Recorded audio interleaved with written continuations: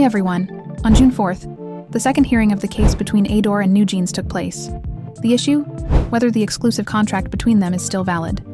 NewJeans accuses ADOR of breach of trust.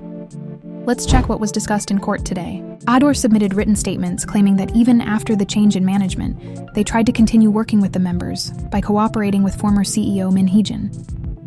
They also argued that NewJeans keeps changing the reasons for terminating the contract, suggesting that the termination came first and the justification came later. On the other hand, NewJeans argues that after HYBE executives took control of ADOR, the company failed to protect them.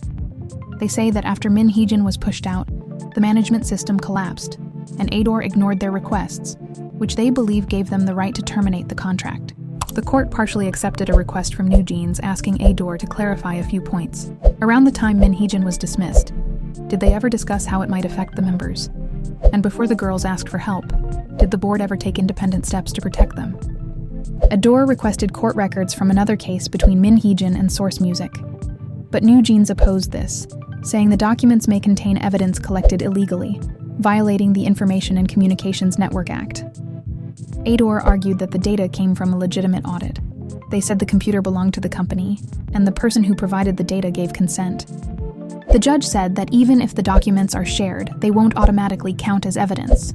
ADOR still has to choose and submit what's relevant. Just like in the first hearing in March, the court once again asked both sides if a settlement was possible. NewJeans' side made it clear that they believe the relationship with ADOR is beyond repair.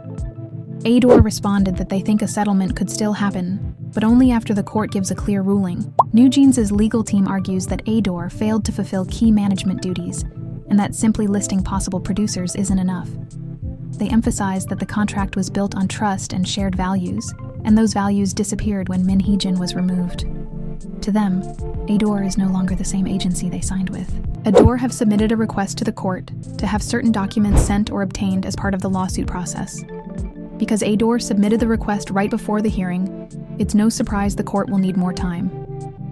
Late filings like this often lead to extra hearings, so it's now expected that at least one more will be scheduled to deal with the new issues. The legal process is still developing, and the court hasn't made a final decision yet. Until then, both sides remain locked in a very public and very serious conflict. The third hearing is scheduled to take place on July 24th. I'll keep you updated as more happens.